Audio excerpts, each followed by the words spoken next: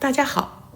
在酒店办好入住手续后，我们就出门走走，看看聊聊。请随我的镜头来游古城佛罗伦萨。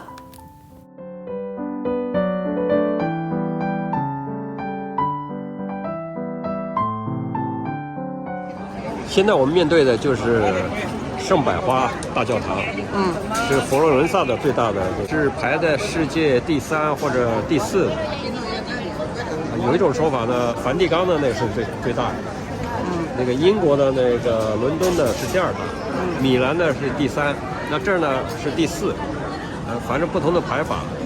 就是说是欧洲的这个四大教堂之一。那这个教堂呢，圣百花大教堂为什么有名呢？它主要是几个地方，它跟与众不同的地方呢，是后面那个有这个拱顶的，就是远处拱顶的，这个呢是它这个好像是世界上最大的拱顶，是圆的拱顶，用砖来砌的。那本身教堂来说呢，它是哥德式的这个建筑风格。但是它的哥德式的建筑风格又跟米兰的那个看的还不太一样。它哥德式主要呢就是说这个线条是直上直下，很窄，很细，但很高，这就是它的这个特点。但是这个教堂呢，在其他地方都没有的呢，就是说它特别与众不一样的，就是说呢，主教堂不是有拱顶吗？一般来说，所有教堂就是一个建筑。就是主教堂就是有一个大的拱顶，然后呢大建筑呢连在了一起，那么这个因为连在一起以后，里面不是宽敞了，这个做祷告啊干什么的，就有地方做。但是你看那个右边的这个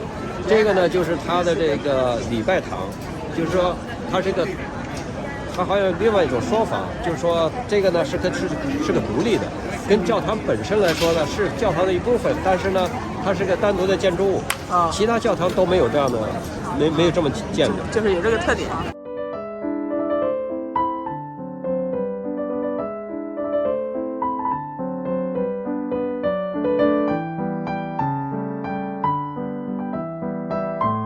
我们现在走到这个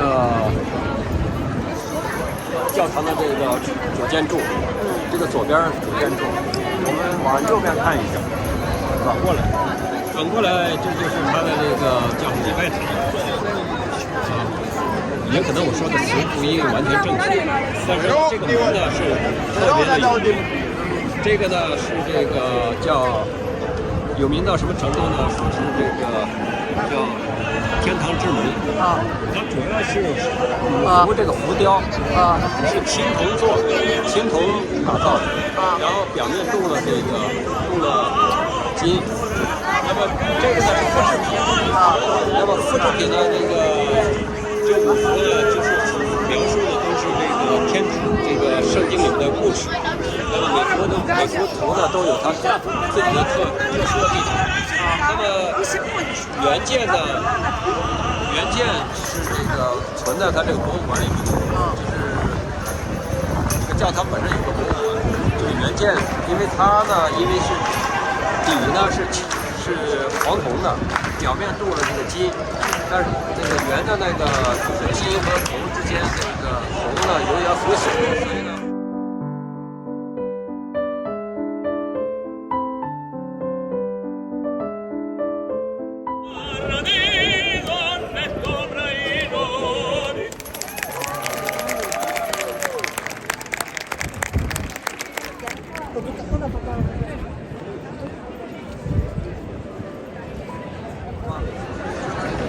这个最左边的这个有点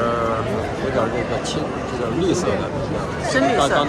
刚才不是这个天堂之门，那么中间呢是这个教堂的这个主体，这个拱顶是在后面的，但是右边这个很高，它这个呢是叫钟楼，就是它这个钟是摆在上面的，所以它叫钟楼，就是这个敲的钟啊，它这个整点应该会敲钟的。那么这个呢是可以上去，要买票才能上得去。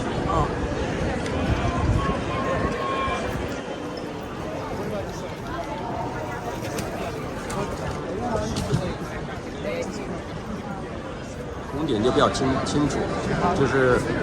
钟楼的后面就是它主体的这个教堂。教堂呢，你看它跟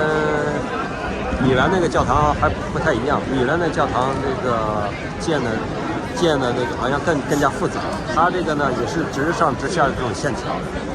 但是它这个建呢，所以它这个材源丰富，好像它建的时间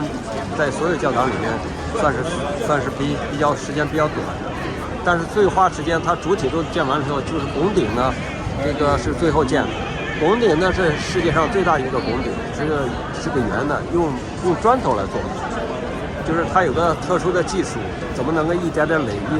最后这个砖头呢垒到顶上面，而且还不会塌下来。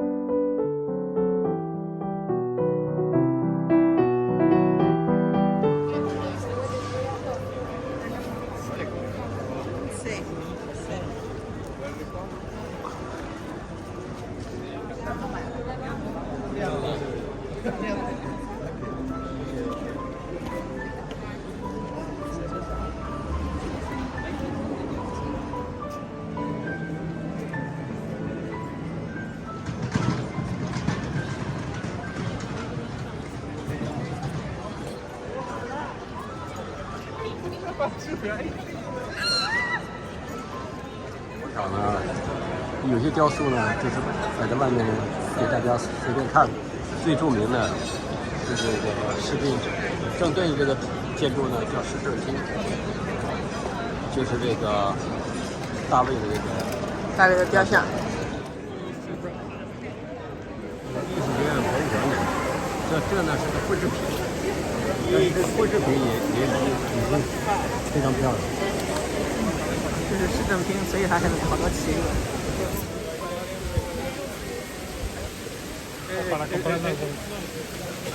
那我们现在看的是佛罗伦萨的这条河，然后一直流到这个比萨，然后流向那个地中海。这个桥很有名，那有名在于呢，就是说它这个桥呢是桥上面还有这个建筑都是商店。有种说法说是这样的桥呢就会很重，重的话呢大水呢就不大容易把这个桥冲垮。那这条河上面有好几座桥，这是唯一的一座，这个是这个原始的，就是没被破坏的时候。历史上面呢，就是二战二战末期的时候呢，意大利不是要投降吗？所以呢，德国呢就把意大利给占领了，就包括佛罗伦萨。那么德国要撤离佛罗伦萨的时候呢，44年的时候要撤离的时候呢，他就把佛罗伦萨上面的桥呢都给炸了。但是呢，当地有个组织呢去说服占领军说：“你别炸这个桥，你炸别的。这个桥太有历史了，很有价值。”最后德国人呢没把这个桥给炸，但是呢，我们看到这个左侧是是城南侧桥的南侧实际上还是被炸毁了一些，但是整个桥没炸，就是桥头被炸了一些。但这个桥本身来说还是不太的，这是保留下来的。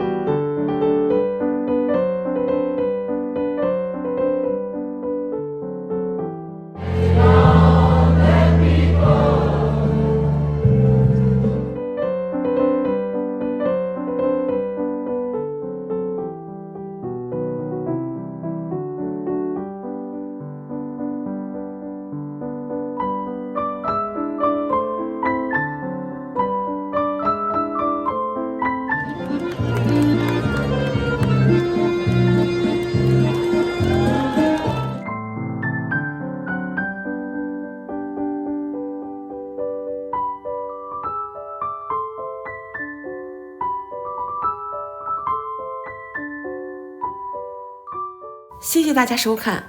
下集会继续分享我们在佛罗伦萨的旅游记录，下期再见。